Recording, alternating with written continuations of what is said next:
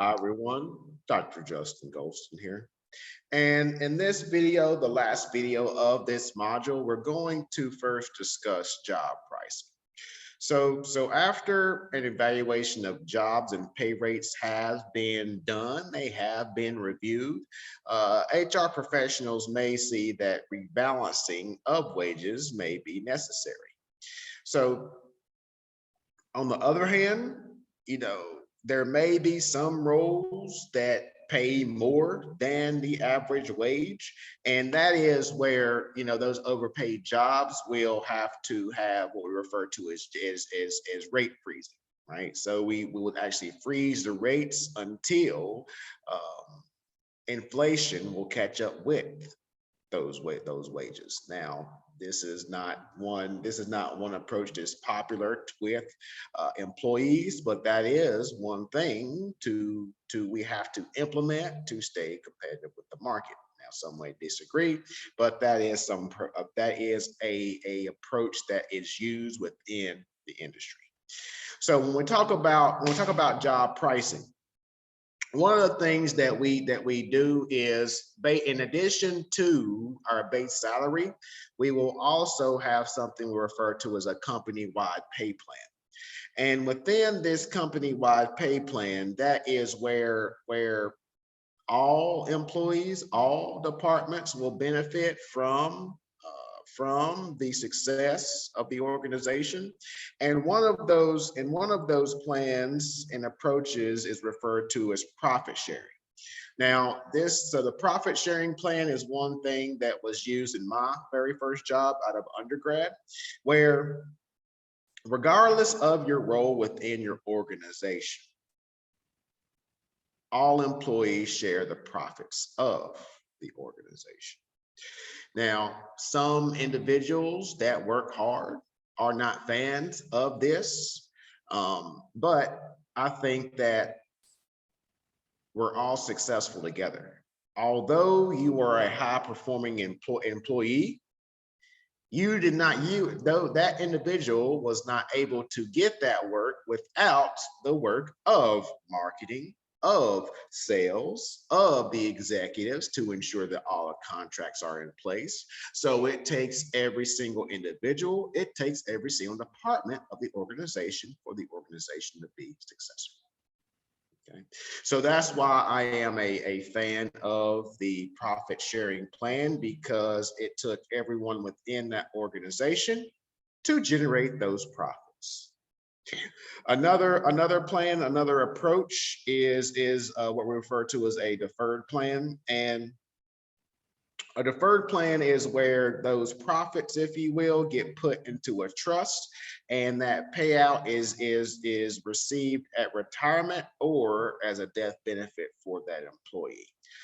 This is another approach that's used in the United States. And then also organizations will use a combination of a profit sharing plan and the deferred plan. So you'll receive a mixture of those two.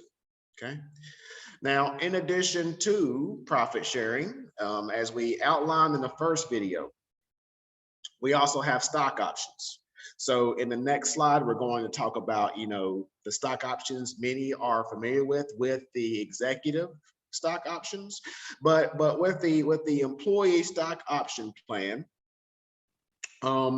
employees can also receive stock options, and you can do this either through a trust fund. You can either receive this as a part of your package, similar to what executives receive, but just not at the high level. But you can receive those as part of your package. You can receive those as a bonus for your performance. You can receive those as profit sharing, right? Or you can actually purchase stock at a discounted price in some cases, right? So that is an additional benefit for employee stock option plans, okay? And then finally, we have compensation for special groups. So we did talk about how sales personnel can receive commission as a form of compensation. So that's where that kind of example would fall into play. And then also from a manufacturing perspective, because I was a manufacturing consultant, where we would actually create pricing based on what we refer to as piece rate. So you don't really have a salary. You only are paid on how much you produce, right? So you are incentivized to produce at a high level. And then also you can't game the system because we perform quality checks. And if your output is not of high quality, you get dinged for that, right? So those are some of the things to consider from an employee perspective. And then the last thing we're going to discuss is executive pay and benefits. Now executives are in another class and have a separate compensation system, and the company performance is greatly influenced by the executives. And not only do you have the long-term vision, the strategic vision of the organization that the executive is going to be measured on, but you also have the short term that you need to review. Okay. Now, although the executives will receive a high base salary, you also will receive additional benefits in it, such as performance-based pay, such as short-term incentives and bonuses, as well as stock options. Because if you have a public organization, not only do the board of directors expect executives to perform, the shareholders also expect the executives to perform. So you have a number of short-term incentives, if you will, for executives, and you also have long-term incentives for organizations. So, returning back to the concept of this non-financial compensation, executives will receive additional benefits and perks, if you will. So as you can see, in addition, similar to a cafeteria plan, that employees can choose from, executives will receive all of these perks. And as you can see on this list, some are a little bit extreme. So in addition to the use of the company plane or yacht, right? And you have low interest loans for executives. But you do see that last bullet point where, kidnapping and ransom protection. And that's one thing where you say, man, that's a little extreme. Well, but if you look in some parts of the world, some executives may require that.